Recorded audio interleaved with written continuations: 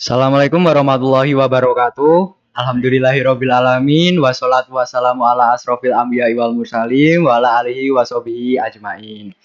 Teman-teman sekalian, balik lagi ke Muha Podcast bareng saya Faiz Azhar Arundaya dari kelas 11 IPS 3. Saya menjadi anggota PR IPM SMA Muha dari bidang PIP. Nah, sekarang kita kedatangan kedua narasumber nih. Yang pertama ada Raffi Fraisia Alam dan yang kedua ada Ananda Majidah. Nah, sebelum itu kita bakal membacakan beberapa fun fact dulu. Yang pertama dari Mas Raffi Fraisia Alam. Raffi Fraisia Alam pernah menjadi pelajar sekolah menengah pertama dengan nilai US tertinggi, sekolah tertinggi di daerahnya. Boleh diceritain nggak, Mas?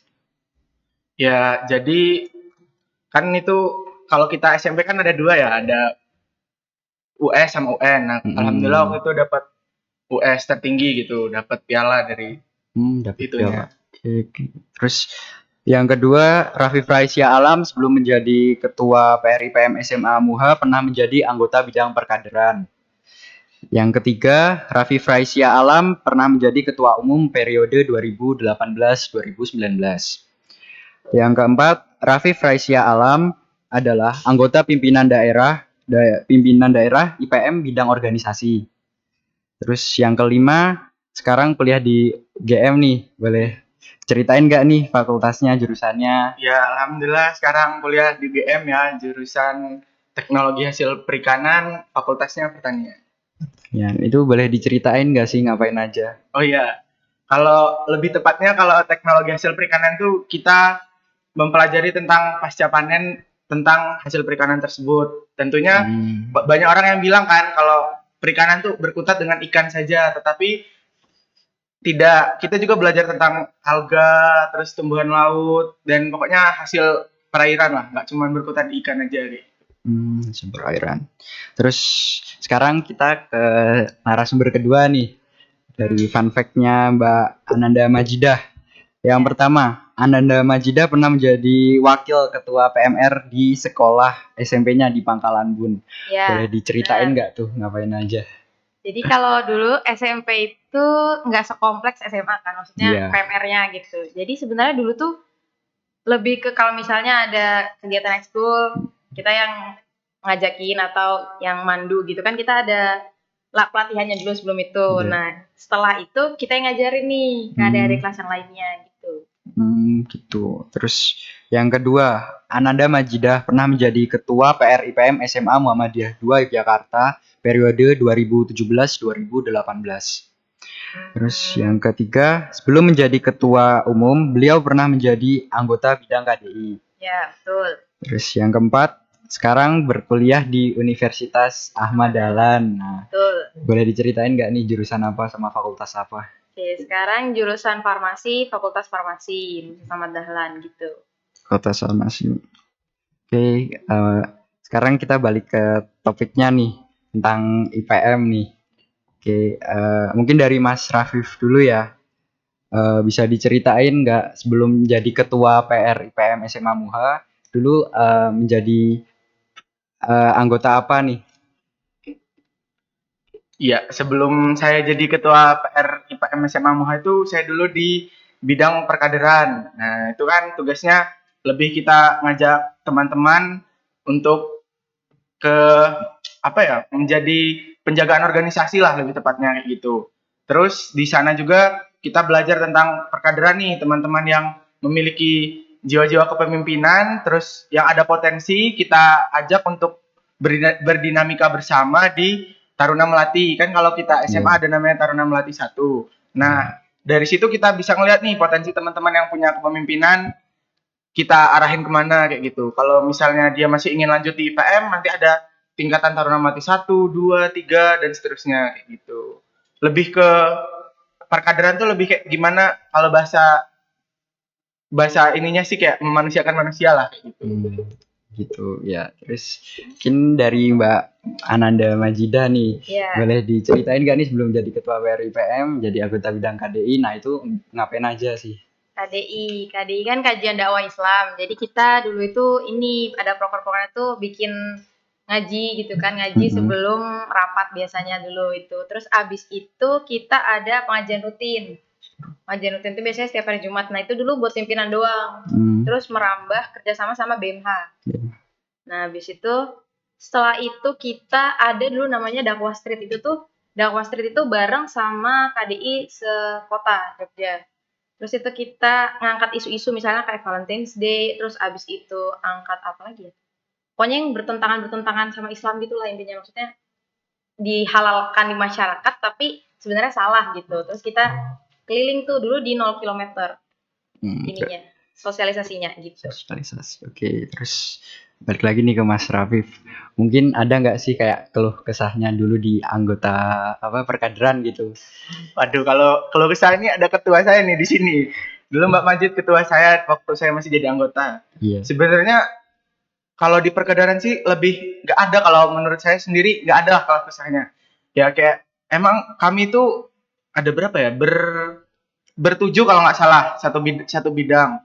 Laki-lakinya cuma 2. Mungkin waktu itu kami kekurangan personalia laki-laki, jadi cuman saya sama Mas Bagus Yoga kayak gitu. Kayak gitu. Terus ya cuman personalia sih kalau aku kurang, maksudnya kami kurang personil gitu ya. Iya. Terus mungkin dari Mbak Majid nih, ada nggak sih kesahnya? Selama di IPM? Iya, selama IPM. Selama di IPM. Kalau kesahnya lebih ke ini sih, komunikasi ya pasti ya. Iya. Komunikasi, dan itu tuh belum menemukan trik-trik yang bisa menyatukan suara kita gitu loh. Soalnya kan angkatan saya tuh orang-orangnya yang kabit-kabitnya tuh keren-keren gitu. Jadi kadang suka salah paham gitu. Itu sih paling utamanya di situ. Paling utama. Oke, mungkin dari Mas Rafif nih mau nambahin katanya. Ya kalau ternyata selama di IPM guys, kalau selama di IPM ya banyak sih, kayak sama kayak Mbak Majid di angkatanku juga kabit-kabitnya mantap-mantap kayak gitu. Kayak kita sebagai ketua tuh susah gitu loh. Kita mau geraknya gimana kayak gitu. Cuman ya perlahan-lahan lah kita merangkulkan, cara orang merangkul tuh berbeda-beda kayak gitu. Cuma ya itu sih, kesusahan tuh ya merangkul teman-teman untuk lanjut lagi gitu. Kalau mungkin aku boleh tanya nih, kalau kayak bilangnya kayak komunikasi antar kakak kelas dan adik kelas tuh gimana sih kalau menurut Mas Rafif? Kalau menurutku sih ya, kita sama adik kelas tuh diusahakan tidak ada batas, tapi gimana adik kelas tuh masih menghargai kita sebagai kakak kelas itu. Jadi kita ya serawung bareng, ya usah intensif loh, kayak misalnya minggu ini ada rapat apa nih, walaupun nggak penting, cuman menjaga komunikasi itu baik guys, ya kan. Jadi walaupun nggak ada hal penting, tapi kita kumpul terus bisa bonding sama teman-temannya kan, itu menjaga komunikasi. Kita mulai nguatin komunikasinya di bidang dulu nih. Jadi per bidang tuh mereka ada ikatan kuat, baru nanti baru lanjut ke pimpinannya, ikatan pimpinan kayak gitu. Oke, terus boleh diceritain nggak nih, kayak kan selain bidang PKD, KDI kan ada beberapa bidang yang lain. Nah, boleh diceritain nggak nih mungkin dari Mbak Majid atau Mas Rafif, kayak ASPO atau ADVO gitu, ceritain gimana bidangnya? Ya. Pas angkatanku bidang ASBO. ASBO itu dulu masih ada yang namanya Festival Anak Jogja. Itu tapi aku pas belum jadi ketum sih sebenarnya. Nah itu lombanya rame, maksudnya banyak gitu. Kita kan patokannya SMP SMA dulu, Festival Anak Jogja. Terus abis itu kita ada lomba yang utama kan kalau di MUHA kan Taruh Suci. Terus abis itu kita ada lomba nasyid. Abis nasyid, terus abis itu MTQ apa ya? Bukan tilawatil, bukan hifzil, apa sih satunya? Bukan, pokoknya gitu ada satu lagi lombanya, aku lupa apa. Terus habis itu ada puisi. Puisinya itu waktu dulu masih antar kelas gitu, jadi nggak cuma dari luar, kita yang dalamnya juga ikutan lomba gitu, ada perwakilannya gitu per kelas. Itu yang ASBO dulu, pokoknya event proker. Sama ada Rising Up dulu, ada Rising Up. Itu boleh diceritain nggak Rising Up? Angkatanku Rising Up-nya, kalau pas aku jadi ketum ya, Rising Up-nya itu kita pecah untuk acaranya ya. Maksudnya pengaturannya oke lah. Waktu itu ketuanya juga keren banget. Terus abis itu kor-kornya juga keren banget. Dan alhamdulillah acaranya lancar saja gitu. Alhamdulillah gitu. Yang penting mah koordinasinya aja. Iya. Itu yang penting. Penting koordinasi. Oke, terus mungkin dari Mas Rafif nih, Iya. aku mau nanya nih, kayak tugas ketum tuh ngapain aja sih?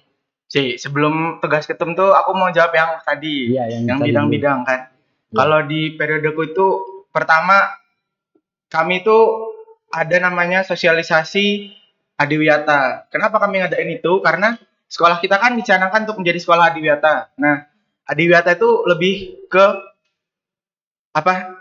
Lingkungan gitu. Lingkungan kan. Iya. Terus keaktifan dari warga sekolahnya untuk menjaga lingkungannya. Nah, kenapa kami ngadain itu? Karena kami rasa walaupun sudah dicanangkan tapi anak-anak MUHA itu belum gitu loh.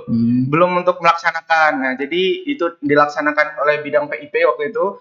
Terus tindak lanjutnya itu jadi ada PJ-nya gitu. Kamu bidang bank sampah, kamu bidang ini. Jadi diharapkan untuk berkelanjutan kayak gitu.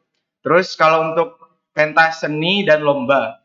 Kalau lomba kan kalau di Mbak Majid tuh ada Festival Anak Jogja. Nah, kalau di kami tuh ada Muhakab namanya. Waktu itu Muhakab tuh sekaligus sebagai menyambut hari ulang tahunnya SMA MUHA. Dilaksanakan tuh di SMP Mucil. Ya, alhamdulillah banyak sih pesertanya, sekitar 100-an orang kayak gitu. Terus Muhakab tuh emang dari dulu emang udah bergengsi sih. Jadi emang dari dulu Muhakab tuh emang khasnya MUHA gitu loh untuk masalah lomba-lomba kayak gitu. Terus kalau untuk pentas seni waktu angkatanku diadakannya secara internal. Kami ngadain secara internal. Waktu itu undangnya Bianwatan ya, teman-teman tahu lah Bianwatan. Keren sih itu teman-teman yang kakak kelas sama adik kelasnya ya emang jor-joran gitu loh, maksudnya rame kayak gitu. Terus pertanyaan tadi apa? Yang itu yang masalah kayak ketua umum gitu. Itu tugasnya ngapain aja sih kalau boleh tahu?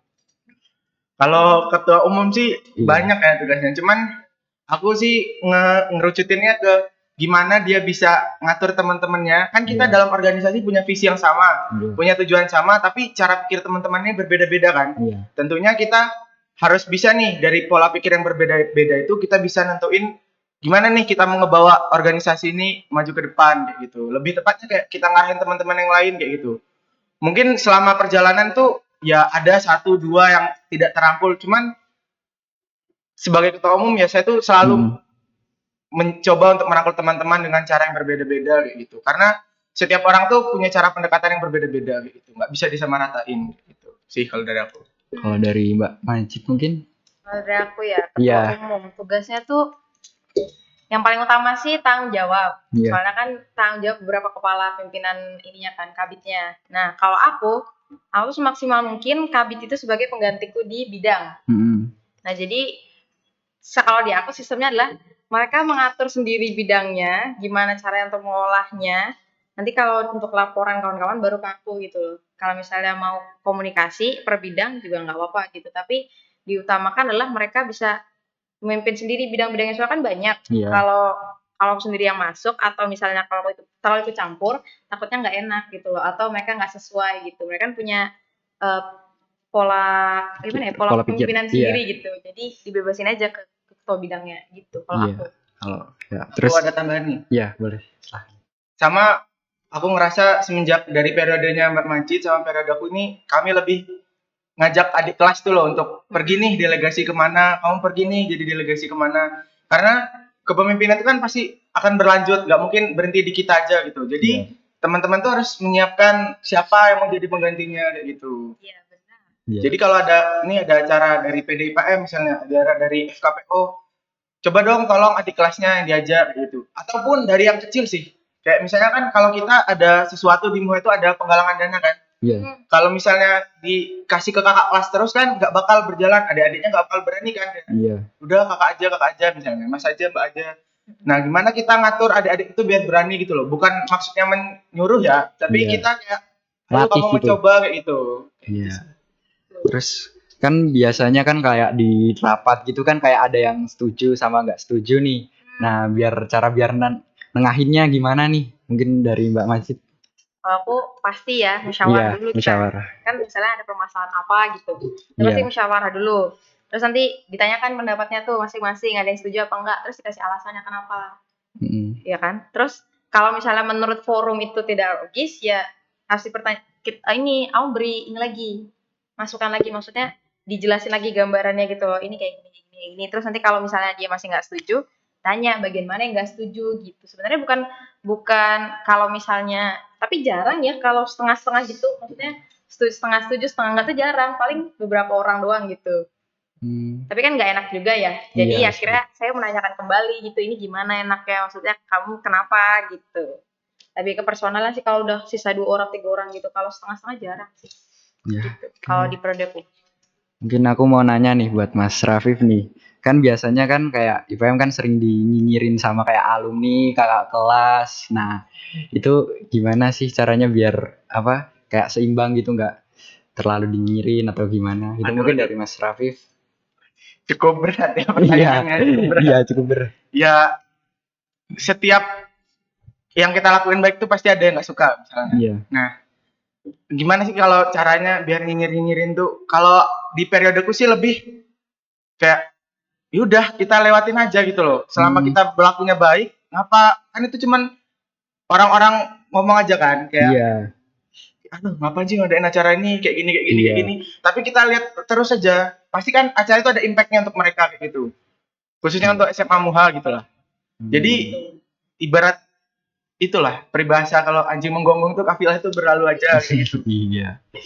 Ya, terus itu bener. buat Mbak Majid nih, pernah nggak sih kayak dengar kata-kata yang nyelekit gitu di hati, sakit gitu tentang IPM atau gimana? Buat Mbak Majid. Pernah Nah, pasti. itu- Apalagi kalau udah mau mendekati event ya. Itu pasti pernah. Maksudnya, oh gini sih, kok acaranya gini sih, apa ya ini nih, gak bagus ya itu. Biasanya tuh ya dari kalangan-kalangan ini kan, alumni. Tapi ya udah gitu, bein aja. Toh Biarin juga nanti aja. pas acara yang mulai mereka juga ikut gitu. Iya sih. Ya udah bein aja gitu. Makanya kalau masuk IPM tuh kuat mental. Iya. Nah, tuh di situ tuh uji mentalnya tuh di situ. Melatih mental. Mati mental. Terus nih buat Mas Rafif nih, mungkin ada program unggulan nih. Nah, program unggulannya dari periodenya Mas Rafif apa ini? Kalau di periodeku tuh sebenarnya program unggulannya itu gimana ya? Lebih ke penguatan kembali organisasi sih kalau aku. Kayak misalnya kan kita itu ada evaluasi tengah periode. Nah, itu emang berguna banget nih untuk misalnya teman-teman tuh pasti grafiknya anak IPM itu kalau kita lihat tuh pertama naik banget, terus tengah periode ya mulai turun. Nah, gitu tugasnya kita di tengah periode itu gimana kita nguatin teman-teman lagi kayak gitu. Ya kalau kamu mau lanjut, ayo kita bareng-bareng. Kalau kamu mau berhenti, udah berhenti kayak gitu. Terus kalau di periodeku sih ini kita gimana kembaliin itu loh TM1 yang sesuai aturan. Terus musyaran. Nah, pas periodeku ini musyarannya kan biasanya kita voting nih satu sekolah. Tapi waktu periodeku ini kita kembali ke ini panduan musyawarah ranting. Jadi semuanya tuh dilaksanakan secara bermusyawarah gitu, sesuai sama panduan IPM-nya kayak gitu. Lebih ke penguatan organisasi sih kalau aku. Kalau Mbak Majid mungkin? Kalau aku karena melihat dulu tuh kan kita sering ketemu-ketemu sekolah lain juga. Nah, jadi kalau aku tuh membandingkan gitu loh. Apa yang kurang dari PRPM-ku, kenapa di sekolah nggak dianggap gitu. Terus habis itu setelah dilihat-lihat, oh kita banyak banget miss di misalnya kayak terus tuh musyawarah gitu-gitu masih salah gitu. Akhirnya memberi jalan lah. Jadi di periode tuh pondasi gitu, ngatur pondasi ulangnya gitu. Jadi mereka nanti selanjutnya tuh udah tahu, oh ini harus ke sini, nanti komunikasinya ke sini gitu. Ya gitu sih. Tapi kalau untuk yang lain-lainnya kayak event tambahan kayak racing up, terus tuh lomba-lomba itu kan berevolusi pun dari tahun ke tahun nggak apa-apa gitu. Tapi yang intinya kayak pelatihan kadernya dan kawan-kawan, nah itu sih yang bukan dikuatin sih, dibentuk ulang gitu. Bentuk. Mungkin buat Mas Rafif lagi nih, ada nggak nih kayak momen-momen memorabilia yang penting gitu, yang berkesan gitu buat Mas Rafif selama di IPM gitu, ngapain aja? Kalau dari awal sih banyak banget coy. Aku beberapa nih yang mau ngomongin. Pertama itu Rising Up 5. Nah, Rising Up 5 itu waktu aku jadi anggota.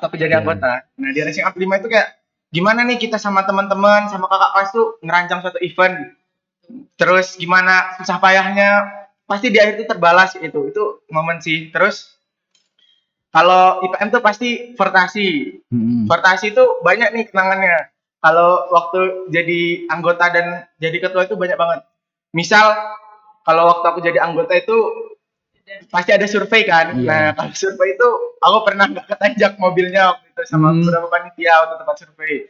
Jadi itu kayak wah dulu waktu survei pernah nggak ketanjak nih hampir Berarti gimana. medannya gitu. sulit banget ya kan? Iya. Terus gimana caranya kita nih kan Fortasi itu kayak awal kawah perkaderan untuk teman-teman yang kelas 10 kan. Gimana nih biar sukses nih Fortasinya? Gimana biar adik-adiknya tahu tentang IPM, tahu tentang sekolah kayak gitu. Terus adik-adiknya itu gimana lebih tepatnya menghargai gitu loh sama kakak kelasnya gimana. Terus waktu kalau jadi ketua sih kalau pas jadi ketua pas Fortasinya lebih gini, kalau di waktu aku jadi ketua dulu kan waktu itu kita di sekolah kita banyak yang merantau kan. Iya, merantau. Jadi waktu itu kebagi kita gimana komunikasi kita yang di luar sama teman-teman yang di Jogja gitu. Jadi dulu dibagi ada yang waktu survei itu teman-teman yang stay di Jogja gitu loh. Terus nanti di share di grup. Jadi emang sebenarnya kalau di IPM untuk masalah yang komunikasi luar-luar kayak gitu sudah terlatih sebelum pandemi kayak gitu. Betul. Kayak gitu sih. Terus apa ya terakhir? Oh, waktu musyawarah kalau aku. Gimana? Karena waktu musyawarah itu kita itu semua itu pasti bimbang kan kayak udah bener belum sih aku selama satu periode ini apa aku pernah ngajarin adik-adik gitu. Terus ibaratnya kayak sedih aja lah kayak kalau kamu ngejalanin satu periode itu cepet banget gitu loh cuy, walaupun 1 tahun tapi kayak udah tiba-tiba udah evaluasi tengah periode, tiba-tiba udah ganti kayak gitu. Mungkin dari Mbak Majid nih, ada nggak sih momen-momen terkesan? Iya, kenangan gitu. Banyak banget. Racing Apima juga bisa merapikan. Tapi pokoknya wah mantap ngerancangnya itu yang mantap gitu. Terus abis itu aku juga kedapatan Racing Cup 4. Nah buat teman-teman yang pernah ikut Racing Cup 4 Anda pasti tahu keadaan kita di UMY. Cuma itu kan di UMY. Iya. Nah itu mantap sih. Pokoknya ada tragedi lah di UMY. Terus habis itu Fortasi juga beda banget kan. Dulu kan waktu awal-awal masih jadi anggota, terus jadi ketua itu beda, sangat-sangat berbeda. Ketika Anda menjadi ketua, mantap. Pokoknya tuh jadi kayak berasa artis sehari gitu kan. Kita masih ada tradisi tanda tangan gitu. Nah itu. Terus abis itu kalau musran, gak tau ya kalau orang itu kan sedih. Nah kalau aku tuh bimbang, takutnya tuh aku tuh nggak nyampe apa yang kita iniin gitu. Bahkan dia. Nah jadi agak deg-degan gitu, ini bener gak ya milihnya. Apalagi deket-deket mau musran, itu kan pasti bimbang kayak ini siapa yang mau jadi ketua umum, siapa gitu. Pokoknya sebenarnya harusnya disiapin dari sebelum-sebelumnya. Makanya dulu aku sama kabit-kabit tuh bilang, mulai dari pertengahan periode kita udah, nah disiapin anak-anaknya siapa yang mau lanjut sekum, siapa yang lanjut ketum, siapa yang bendahara gitu, disiapin per bidang. Pokoknya per bidang tuh harus sudah ada ketum, sekum, bendung gitu. Nanti dimusyawarain gitu siapa yang mau maju gitu. Terus habis banyak sih rapat-rapat yang kecil juga di ruang IPM. Di ruang IPM sebanyak kenangan itu. Banget deh. Sama sih kalau aku lebih ini sih. Rakerpim tuh, Rakerpim tuh pertama kita ketemu nih sama kawan-kawan terus kita nginep terus ngerancang proker. Betul. Pasti di awal-awal kan kita canggung ya. Baru ketemu sama teman-teman kan kayak siapa lu gitu, ngapain ya. Tapi disitulah kayak gimana kita ngerekatin teman-teman, gimana kita mulai dekat sama teman-teman, ngobrolin apa aja bisa diobrolin. Terus selama 3 periode ini tepat Rakerpim tuh sama gitu loh. Jadi kita udah paham kayak gitu. Denahnya. Tapi seru sih Rakerpim tuh gimana ya? Awalnya tuh nggak kenal, berangkat tuh nggak kenal. Nanti pas udah Rakerpim kita kayak, Mbak, udah kayak SKSD lah pokoknya. Seru sih kalau Rakerpim. Oke, terus mungkin ini ke bidang PKD ya. Kan di PKD kan ada kayak sistem SPI gitu. Nah, itu boleh diceritain nggak sih gimana sistemnya? Oke. SPI ini keseluruhan, aku cerita dulu. Nah, di IPM tuh ada namanya sistem perkaderan IPM.